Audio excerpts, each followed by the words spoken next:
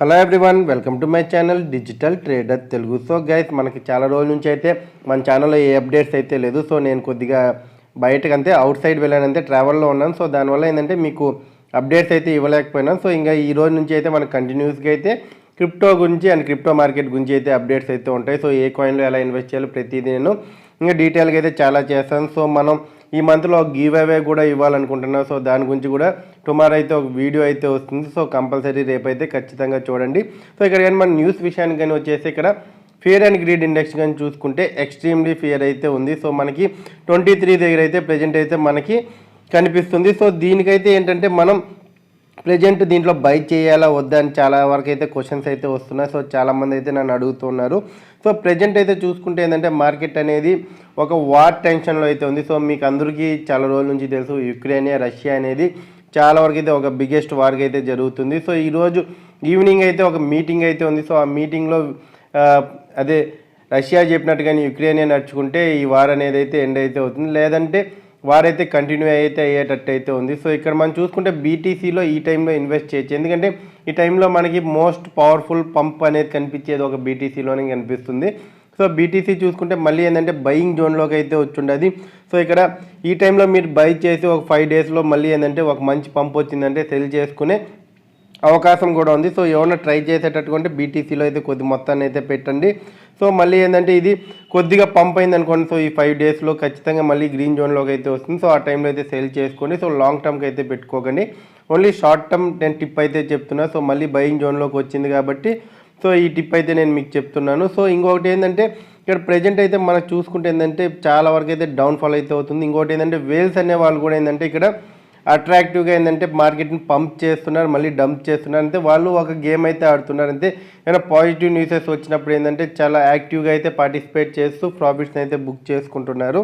So యుక్రెయినియా ఏంటంటే వారిని అయితే ఇక్కడ ఇంకా ఏంటంటే పెంచుతూనే ఉంది, కానీ ఇక్కడ తగ్గించట్లేదు. కానీ ఇక్కడ చూసుకుంటే రష్యా అయితే వారిని అయితే స్టాప్ చేయకుండా అయితే ముందుకైతే వెళ్తుంది, కానీ ప్రజా నష్టాన్ని అయితే ఎక్కువగా అయితే చేయట్లేదు. సో వాళ్ళు ఒక రూల్స్ అండ్ రెగ్యులేషన్స్ అయితే ముందుకైతే వెళ్తున్నాయి, ఎందుకంటే యుక్రెయిన్ రష్యా వాళ్ళు అందరూ ఒకటే కాబట్టి. సో ఇక్కడ కొన్ని ఈ నాటోకి సంబంధించిన రూల్స్ వల్ల అయితే ఇక్కడ వార్ అయితే జరుగుతుంది.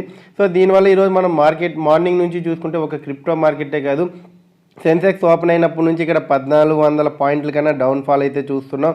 సో ఇక్కడ మీరు కూడా సెర్చ్ చేసి అనుకో, నాకు తెలిసినట్టు ఇంకా మనకు 2000 పాయింట్స్ కూడా డౌన్ఫాల్కి అయితే వచ్చి ఉండొచ్చు. సో ఆ రేంజ్లో అయితే ప్రతి ఒక్క మార్కెట్ అయితే ఇక్కడ డౌన్ఫాల్ అయితే అవుతుంది. సెన్సెక్స్ కానీ నిఫ్టీ కానీ ఇంకా వరల్డ్ మార్కెట్స్ ఇంకా ఏషియన్ మార్కెట్స్ గురించి అయితే క్లియర్గా అయితే మాట్లాడుకోవాలి.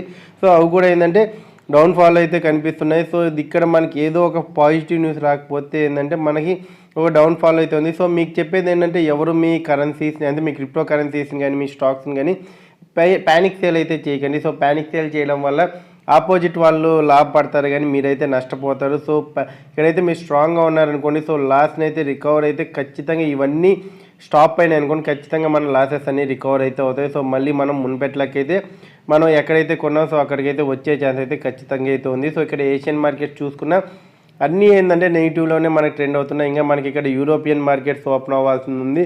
సో ఓపెన్ అయినాక నైట్ అయితే మనకి యూఎస్ మార్కెట్స్ ఇవన్నీ ఓపెన్ అవుతాయి కాబట్టి సో ఆ టైంలో ఇంకా మనం ఏంటంటే డౌన్ఫాల్ని అయితే చూసే అవకాశం అయితే ఉంటుంది. ఈరోజు వచ్చే ఈవినింగ్ అంటే రష్యాకి యుక్రెయిన్కి అయితే ఇక్కడ ఈవినింగ్ అయితే ఒక మీటింగ్ అయితే ఉంది. సో ఆ మీటింగ్లో ఒకవేళ కానీ పుతిన్ చెప్పినట్టు కానీ రష్యా అంటే యుక్రెయిన్ కానీ ఒప్పుకొని సో ఒప్పందాన్ని కానీ చేసుకుంది అనుకోండి, సో వారు స్టాప్ అయితే అవుతుంది. ఇది 3rd మీటింగ్ అయితే అనుకుంటున్నాను. ఇక్కడ పుతిన్ కూడా ఏంటంటే చాలా వరకు అయితే పాజిటివ్గా అయితే ముందుకైతే వెళ్తున్నాడు.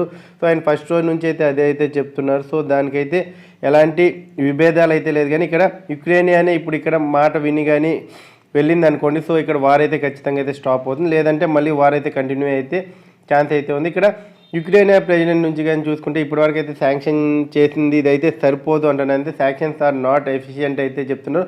ఇంకా ఏంటంటే రష్యాని అయితే ప్రెజర్ అయితే చేయాలి అని అయితే ఇక్కడ మనకి రష్యన్ ప్రెసిడెంట్ అంటే యుక్రెయిన్ ప్రెసిడెంట్ నుంచి అయితే ఇలాంటి మాటలు అయితే వస్తున్నాయి. సో ఇవి కామన్గా అయితే ప్రతిదీ చర్చలు అయితే ఉంటూ ఉంటాయి. సో ఏదో ఒక అపోజిషన్ కానీ ఉన్న లీడింగ్ పార్టీ కానీ ఇవి మామూలుగా అయితే ఏదో ఒక మాటలు అయితే అనుకుంటున్నారు. సో ఈ టైప్లో అయితే ఇక్కడ అనున్నచ్చు, కానీ సో దీని అయితే ఎక్కువగా అయితే మనం సీరియస్గా అయితే తీసుకోరైతే అనుకుంటున్నాను. సో ఏదైనా సరే ఈవినింగ్ మీటింగ్ వరకు అయితే మనం ఉండాలి. సో వన్స్ కానీ పాజిటివిటీ కానీ వచ్చింది అనుకోండి, సో మనకి క్రిప్టోలో అయితే ఖచ్చితంగా మనం ఒక మంచి పంప్ని అయితే చూడవచ్చు. సో ఆ పంప్ ఎలా ఉంటుందంటే మనకి ఇప్పటివరకు అయితే ఏంటంటే ప్రతిదీ చాలా గుడ్ న్యూసెస్ కూడా వచ్చాయి. సో ఆ గుడ్ న్యూసెస్ ఎఫెక్ట్ అయితే ఇంకా మనం మార్కెట్లో అయితే చూడలేదు. సో ఆ ఎఫెక్ట్ అనేది మనం ఖచ్చితంగా మార్కెట్లో అయితే చూడొచ్చు. సో చూద్దాం ఈవినింగ్ అయితే ఏం జరుగుతుందో. నేనైతే ఖచ్చితంగా మీకు అప్డేట్ కూడా నేను తొందరలో అయితే నేను మీకు ఇస్తాను.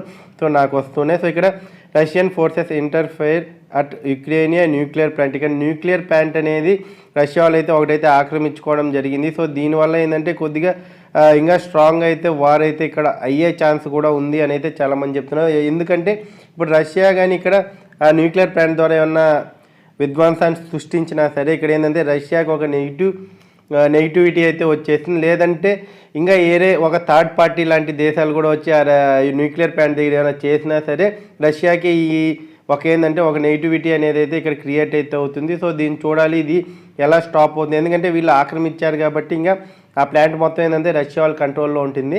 ఇక్కడ మీరు పిగ్గాని చూసుకున్నారనుకోండి, రష్యా ఇక్కడ యుక్రెయిన్ వాళ్ళు చూసుకుంటే ఇక్కడ ఎంతైతే ఆక్రమించబడుతున్నాయి ఇక్కడ జనాలు కూడా ఏంటంటే ఆ సిటీస్ నుంచి వేరే ప్లేసెస్కి వెళ్ళడానికి అయితే చాలా విధాలుగా అయితే ట్రై చేస్తున్నారు. సో ఈ పిక్చర్ అయితే ఇక్కడ రిలీజ్ అయింది చూడండి. సో ఇక్కడ రష్యా ముందుకెళ్తూ ఉంటే సో అక్కడ ఉన్న దేశ ప్రజలు కూడా ఏంటంటే ఇలా పక్క సిటీస్కి కానీ పక్క దేశాలకు కూడా వెళ్ళడానికి ఇక్కడ చాలా మొత్తంలో ఏంటంటే రైల్వే స్టేషన్స్ కానీ ఎయిర్పోర్ట్స్ కానీ ఇలా చాలా మొత్తంలో అయితే ఇక్కడ పరిగెత్తుతూనే ఉన్నారు. సో జనాలు అయితే చూసుకుంటే సో ఇక్కడ వార్ అనేది అయితే ఇప్పుడు 2 దేశాల మధ్య అయితే జరుగుతుంది కాబట్టి సో ఇక్కడ ఎవరో ఒకరైతే నష్టపోవాలి. సో ఇక్కడ యుక్రెయిన్కి దాదాపుగా ఏంటంటే నష్టం అనేది అయితే ఇక్కడ చాలా వరకు అయితే చూస్తున్నాం. సో దీనివల్ల ప్రైజెస్ కూడా ఏంటంటే మనకి ఇక్కడ ఇంక్రీజ్మెంట్ అయితే అవుతున్నాయి ఈ వార్స్ వల్ల చూసుకుంటే. ఇంకా మనం మెయిన్ పాయింట్స్ కానీ చూసుకుంటే బిట్ కాయిన్ గురించి. సో బిట్ కాయిన్ ఏంటంటే ఇక్కడ మనకి ప్రజెంట్ అయితే 36K దగ్గరికి అయితే మనకు ఒక పాయింట్ రెసిస్టెన్స్ అయితే ఉంది, సపోర్ట్ లెవెల్ అయితే. సో ఆ సపోర్ట్ లెవెల్ని బ్రేక్ చేయకుండా మనకు అప్పర్ సైడ్ వెళ్తే ఇబ్బంది అయితే లేదు. ఒకవేళ 36ని కానీ బ్రేక్ చేసి డౌన్కి వచ్చింది అనుకో సో చాలా వరకు అయితే మనం డౌన్కి వచ్చే ఛాన్సెస్ అయితే ఉన్నాయి. సో అప్పర్ లెవెల్లో చూసుకుంటే మనకు 41K అయితే ఉంది. సో 41Kని కానీ ఇది బ్రేక్ చేసుకొని అప్కి వెళ్ళింది అనుకో సో ఇక్కడ నుంచి కొద్దిగా మనకు 45 లేకపోతే 44K దగ్గరికైనా వెళ్ళే ఛాన్స్ అయితే ఉంది. సో ఇక్కడ 2 పాయింట్స్ మిడిల్లో ఏంటంటే సైడ్ వే మూమెంట్స్ అయితే చూస్తున్నాం మనం ఒక 2 డేస్ నుంచి. సో అలాగే వెళ్తుంది సైడ్ వే మూమెంట్స్ అయితే. సో ఇక్కడ ఉన్న చర్చలను బట్టి అయితే ఇక్కడ ఇది కూడా జరుగుతుంది. ఎందుకంటే ఇక్కడ ఇన్వెస్టర్స్ అయితే చాలా వరకు అయితే భయపడుతున్నారు ఇన్వెస్ట్మెంట్ చేయడానికి కూడా. సో వన్స్ కానీ ఇక్కడ 36Kని కానీ క్రాస్ అయింది అనుకోండి సో మనకు ఖచ్చితంగా ఇంకా డౌన్ఫాల్కి వెళ్ళే ఛాన్స్ అయితే ఉంది. ఇంతకుముందు మనం మాట్లాడుకున్నాం కదా 28K. సో అలాంటి ప్లేస్ కూడా వెళ్ళే ఛాన్స్ అయితే ఉంది. లేదంటే 41Kని కానీ వన్స్ కానీ క్రాస్ చేసింది అనుకోండి సో ఒక స్టెబిలిటీ అయితే మనకి ఒక బిలీవ్ అనేది అయితే ఇక్కడ ఖచ్చితంగా మనకైతే బీటీసీలో అయితే కనిపించేది. సో దానివల్ల ఏంటంటే మార్కెట్ కూడా పాజిటివ్ అయ్యే ఛాన్స్ అయితే ఉంటుంది. సో ఈ వీడియో కానీ నచ్చినట్టయితే లైక్ చేయండి. ఇంతవరకు ఏమైనా సబ్స్క్రైబ్ చేసుకోకుండా నా ఛానల్ చూస్తుంటే వెంటనే సబ్స్క్రైబ్ చేసుకొని పక్కన ఉన్న బెల్ ఐకాన్ అయితే క్లిక్ చేయండి. సో థ్యాంక్ యూ, జై Hind, all the best, happy trading.